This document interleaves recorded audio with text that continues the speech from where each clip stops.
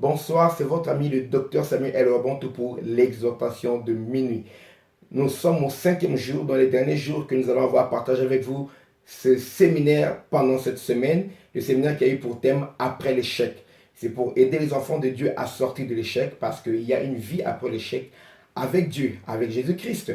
Et le sous-thème que je vais partager avec vous ce soir, je l'ai intitulé Le succès se cache derrière le danger. Voilà, partageons la parole du Seigneur dans l'évangile selon Luc. Nous allons lire le chapitre 8. Nous lirons du verset 43 jusqu'au verset 48. Suivez-moi l'histoire que je vais partager avec vous. La Bible déclare: Or, il y avait une femme atteinte d'une perte de sang depuis 12 ans et qui avait dépensé tout son bien pour les médecins sans qu'aucun ait pu la guérir. Elle s'approcha par derrière et toucha le bord du vêtement de Jésus. Au même instant, la perte de sang s'arrêta. Et Jésus dit: Qui m'a touché? Comme tous se défendaient, Pierre et ceux qui étaient avec lui lui dirent: Maître, la foule t'entoure et te presse et tu dis: Qui m'a touché? Mais Jésus répondit: Quelqu'un m'a touché car j'ai connu qu'une force était sortie de moi. La femme, se voyant découverte, vint toute tremblante, se jeta à ses pieds et déclara devant tout le peuple pourquoi elle l'avait touché et comme elle avait été guérie à l'instant. Jésus lui dit: Ma fille, ta foi t'a sauvée, va en paix. Vous connaissez tous l'histoire de la femme à la perte de sang. Ça déclare que c'est une femme qui avait souffert de cette maladie pendant 12 ans. Elle a dépensé tout son argent, toutes ses économies entre les mains des médecins, mais aucun médecin n'a pu la soulager de son mal. C'était un échec total. Ce n'est pas faute d'essayer. Elle a essayé partout. Il y a un médecin grec qui vient ici, qui vient d'apparaître, elle y va. Il y a un médecin dans tel coin, elle a dépensé partout. Et vous savez, chez les Israéliens, quand une femme était pendant ses menstruations, on ne pouvait pas la toucher. Elle ne pouvait même pas, des fois, rester à côté de son mari. Je crois qu'elle s'est séparée de son mari pendant la menstruation, pendant une semaine, ou tout au plus. Mais après, 2 semaines, ça continue. 3 semaines, 4 semaines, 6, elle était mariée. Donc, elle a perdu son mariage, elle a perdu tout. Et selon la loi d'Israël, tout ce que la femme qui avait cette période, des périodes de femme, quand tu touchais un verre ou bien une tasse, peu importe, un ustensile, on devait briser cela. On devait briser. Et surtout, si tu te présentais parmi le peuple, on devait te tuer même sans te toucher, c'est soit en te transperçant des flèches ou en te lapidant. On te tuait comme ça parce que tu t'es présenté dans cette période-là au milieu des gens, avec ce genre de maladie. Donc, elle était condamnée à rester sur place, au même endroit. L'échec de sa vie était finie pendant 12 ans. Imaginez sa souffrance. C'est facile de lire dans 3 versets de la Bible, mais elle a vécu ça pendant 12 ans. Je ne sais pas ce que tu traverses. Tu as tout essayé pour sortir de ces situations. Tu ne t'en sors pas. Tu es toujours dans la même situation. Que ce soit une maladie physique, une maladie morale, mentale, que ce soit un problème financier, un problème social, un problème dans ton couple, dans ton ministère, parmi tes enfants, à l'éducation. Je ne sais pas. Tu as tout essayé. Et c'est rien n'a marché. Écoutez maintenant, cette femme a appris que Jésus-Christ passait. Et Jésus-Christ ne venait pas dans la maison de cette femme.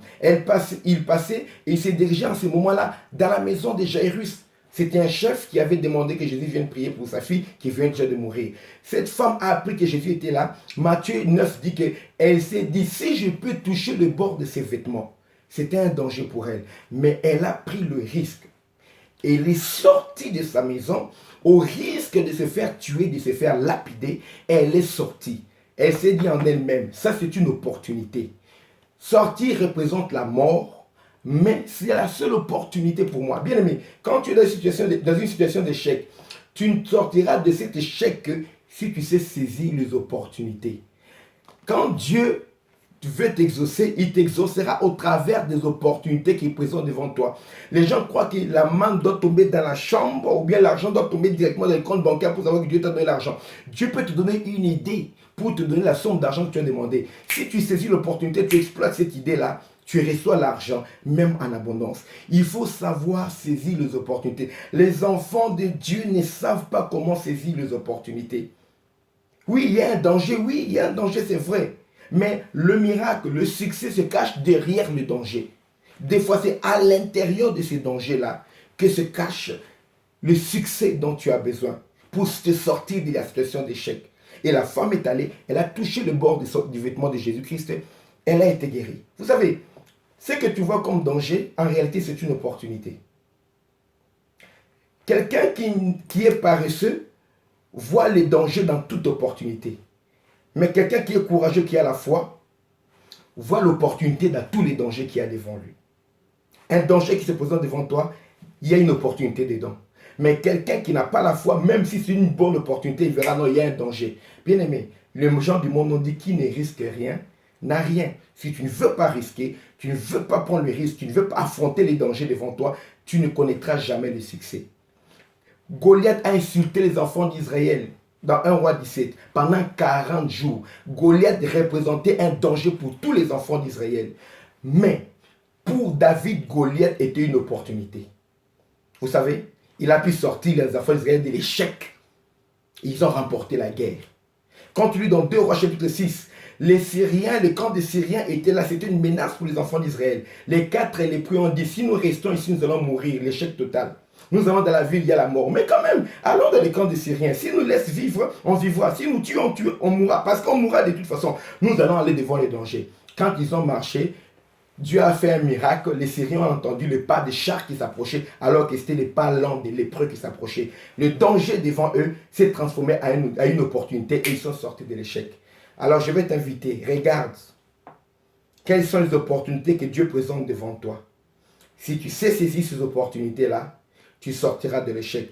Une idée pour le commerce, une situation à faire, il y a un danger, oui, mais Dieu est avec toi. C'est pourquoi plusieurs fois, il a dit à Jésus, ne crains rien. Si Dieu est avec toi, mets-toi en action, saisis les opportunités parce que ce que tu vois comme un danger, il y a Dieu derrière. David dit, je me réjouis quand je vois mes ennemis s'avancer. Au nom de l'Éternel, je fonce vers une troupe en armes. Parce que chaque fois que les ennemis attaquaient David, quand David ripostait, il les tuait, il y avait le butin qui restait. Il prenait le butin de guerre. Il était pauvre, mais quand on l'attaquait, après le danger là, avec l'Éternel, quand il les détruisait, il ramassait le butin. Ce que tu crois être un danger pour toi, c'est peut-être l'opportunité pour ton ministère. C'est l'opportunité pour toi, pour ton mariage. C'est l'opportunité pour toi, pour ton commerce, pour tes affaires. C'est l'opportunité pour toi, pour ta guérison. Essaye, essaye, essaye encore. Il y a des cas, cherchez, on vous trouve. Ça veut des fois nous demandons, c'est facile, demander.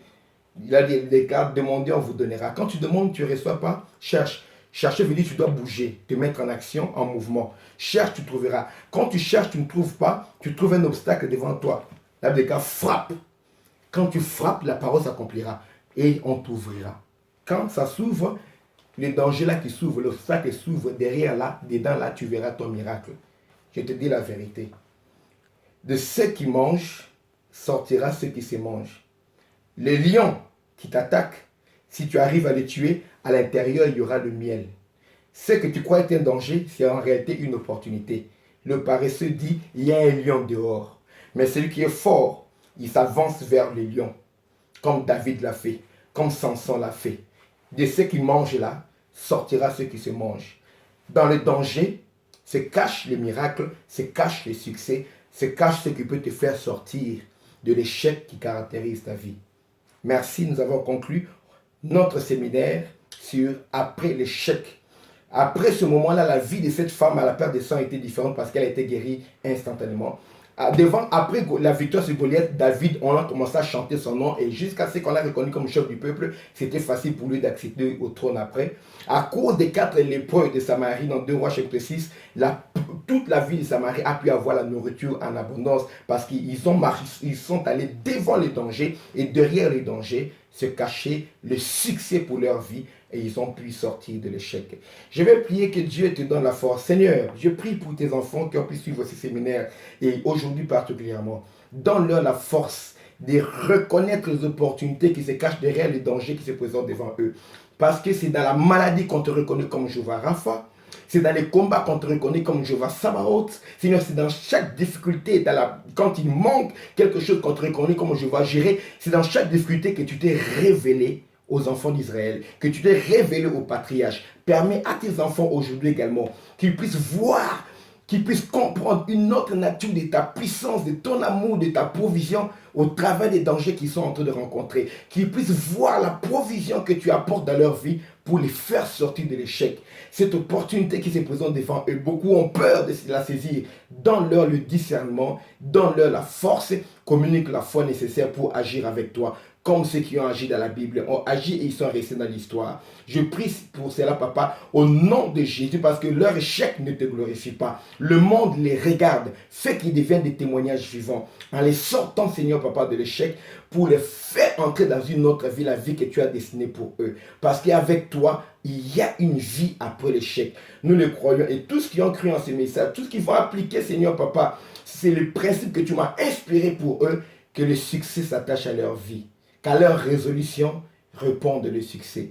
Qu'il en soit ainsi dans le nom puissant et précieux de Jésus-Christ. Amen. Voilà.